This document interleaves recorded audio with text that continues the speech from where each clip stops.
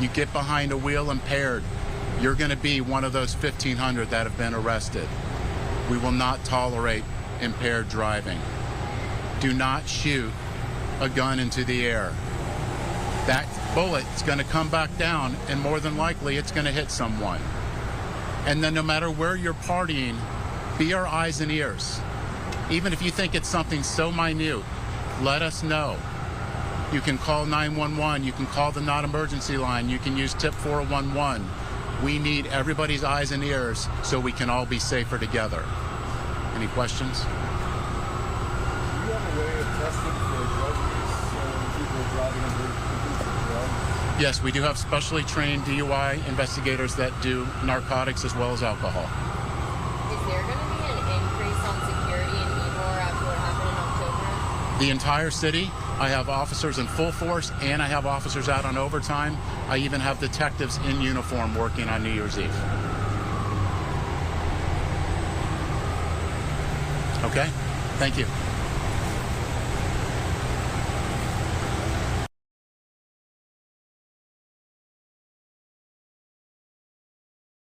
In New Orleans. Now, maybe you're hopping on a plane and headed to Florida. There will be some storms around. Morning rain moving into Miami, to Key West, to Fort Lauderdale, Palm Beach. All of those spots could be in for some heavy rain for tomorrow morning, so expect some travel delays there, and also even heading into places like Orlando and Tampa during the late part of the day tomorrow.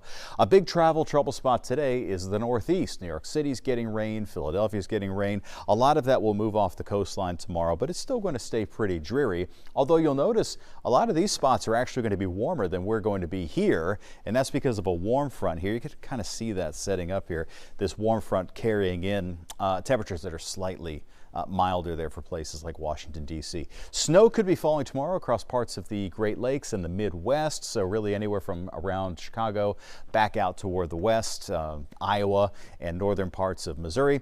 Pretty decent weather actually for much of the western U.S. for tomorrow. Denver 46, really not bad for late in December, and temperatures in the 60s out there in California.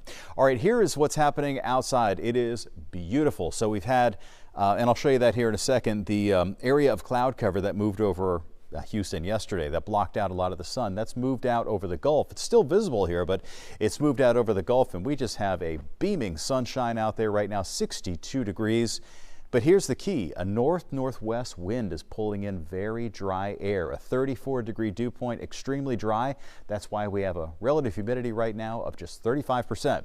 So the air is super dry out there right now. You see this white streak right there? That's what was on top of us yesterday. That's why we had, kind of some sort of crummy late morning, early afternoon conditions, and took us a long time to warm up. Well, that's been pushed off toward the east, and so we're enjoying the sunshine. And with this jet stream pattern here, it should be pretty tranquil for the next several days. So taking us into today, tomorrow, Friday, probably Saturday as well. Not a whole lot to worry about here as far as any disturbances coming our way. And the jet stream still will likely stay with some clear, cold nights and some sunny, pretty pleasant to cool feeling afternoons with all of this action here out in the Gulf of Mexico or off to our east. Temperatures now definitely feeling warmer than they were this time yesterday. In fact, I think when we spoke yesterday, it was like 52 at this hour. Right now we're 61 to 62. Now off toward the north and west, it is pretty brisk up there in College Station at 53. Along the coastline, Galveston, you guys are 59 right now, but it's a pretty day, although a little bit more cloud cover there along the coastline. Most of us feeling pleasantly, chilly for this time of the year, but pleasant, not too extreme. Right now, like I mentioned, about 10 degrees warmer than this time yesterday in the Houston area. Some spots are about 4 degrees warmer, but yeah, in general, we're definitely feeling, I think, a little bit more pleasant out there today. The breeze that's coming in right now is drying us out. And right now, with the lack of cloud cover, we're warming up nicely, but the same thing, well, the opposite, I guess, the same thing that affects us during the day and allows us to get a little warmer also lets you get colder at night. So meaning that dry air, lack of cloud cover, that allows for maximum cooling at night, and so we'll probably get chillier tonight than we were this morning. All right, here's the relative humidity out there right now. Like I said, not bad. 35% humidity, 34% in Tomball, 39% Sugar Land, and as our temperature warms a little bit more into the afternoon and we keep getting these dry winds out of the northwest, our relative humidity levels will keep getting lower and lower. So it is going to be a very dry afternoon. The latest allergy report just came out, and it does show some changes. Yesterday we had a sudden jump in the tree pollen. It was cedar pollen in particular. That jumped into the high category or heavy category temporarily. Now it's back down to the low category, but it is still there. So if you are allergic to cedar pollen, and I know it does bother a lot of people a couple times a year, there is some out there. Also just low levels of grass pollen and mold spores. So here's a look at this evening. We do have a colder night ahead, like I mentioned, so we'll get up into the middle 60s this afternoon, maybe even some upper 60s, and then after sunset, we're going to be falling into the 40s and 50s pretty quickly.